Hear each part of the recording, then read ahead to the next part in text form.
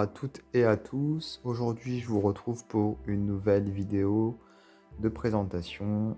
Et cette fois-ci, je vais vous présenter The Gorgon's Tarot, qui a été créé par Dolores Ficci et qui est paru chez Schiffer Publishing. Voilà, donc c'est un jeu bien spécial. Vous allez voir au niveau du design. C'est un coffret avec un petit livret. Et donc ce jeu qui est sorti il y a déjà un petit moment, hein, je crois. Moi, ça fait un moment que je l'ai, mais j'avais pas pensé à vous le présenter avant. Les cartes, vous allez voir, elles ont un format particulier puisqu'elles sont rondes. Alors, on ouvre le coffret comme ceci. Il y a un petit cordon ici qui retient le coffret. Alors, il est aimanté, hein, voilà. Et on a ici le livret et les cartes ici. Alors ce jeu, il a été inspiré du Rider-Waite-Smith, mais également du Motherpiece Tarot, de par sa forme, hein, pour le Motherpiece, et le Rider-Waite-Smith plutôt pour les illustrations, enfin pour les archétypes qui ont été représentés. Alors, on a donc ici une introduction, donc voilà, de la part qui a été écrit par la créatrice pour expliquer sa démarche. Et ensuite, nous avons les significations des cartes.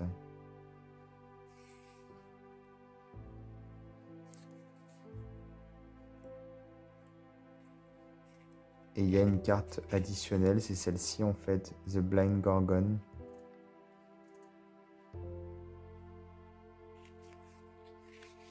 Ici, ça commence à la carte 0, donc le fou.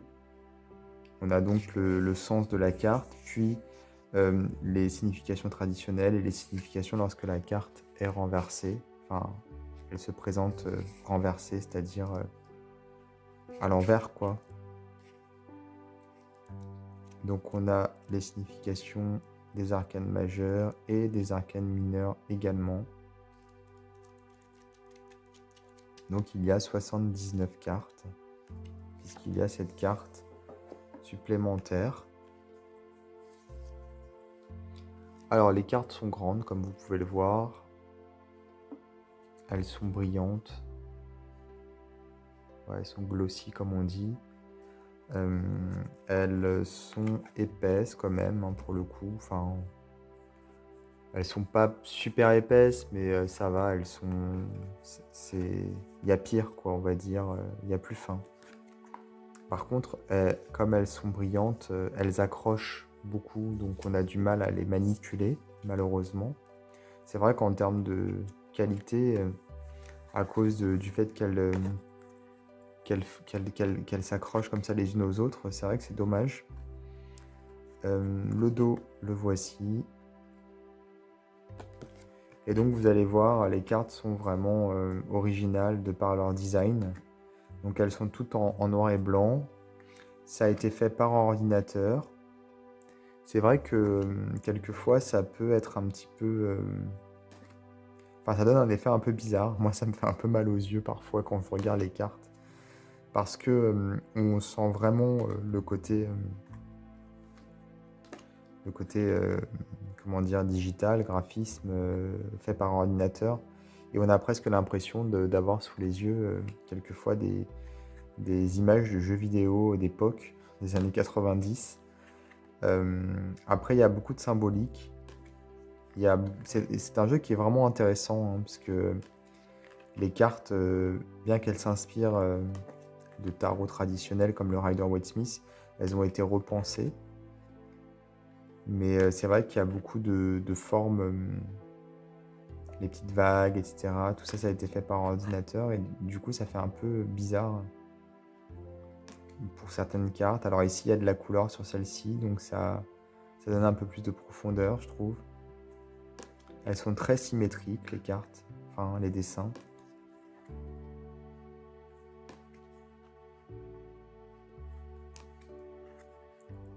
Mais c'est un jeu qui est intéressant. On peut l'utiliser pour du shadow work, par exemple.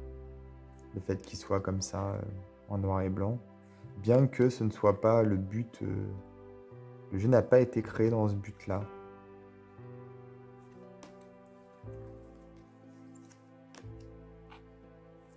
Donc on a des mineurs qui sont illustrés.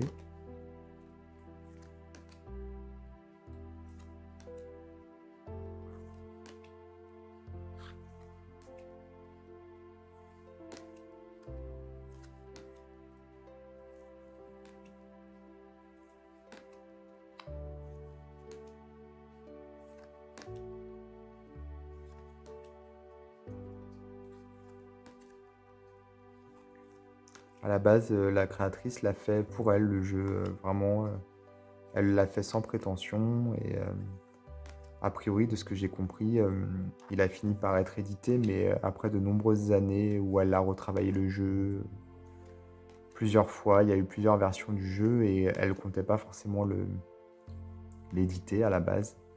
Voilà, c'est ce qu'elle explique dans le livret.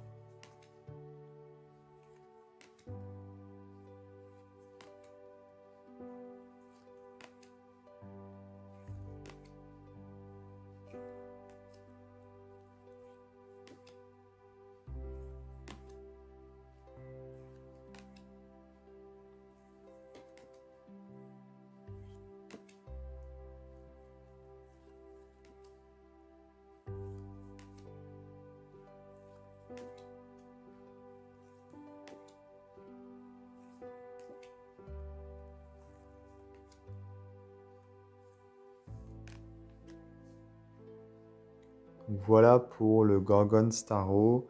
Je vous ai pas parlé de la première carte, celle qui est finalement en plus, cette carte qui n'a pas de numéro, The Blind Gorgon. Bah, c'est une carte, je pense, qui doit d'une certaine manière représenter l'artiste.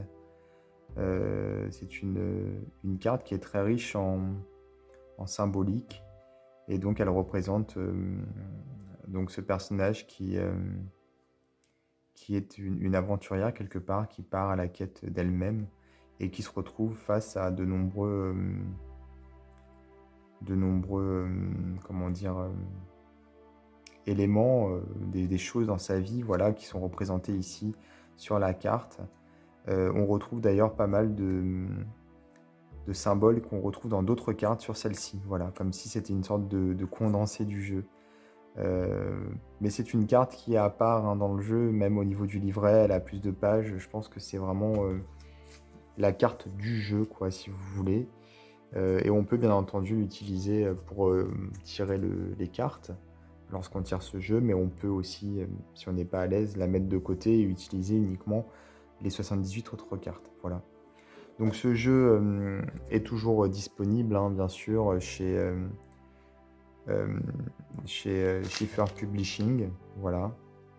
Il me semble qu'il est sorti en 2014, c'est ce qui est écrit à l'arrière de la boîte en tout cas.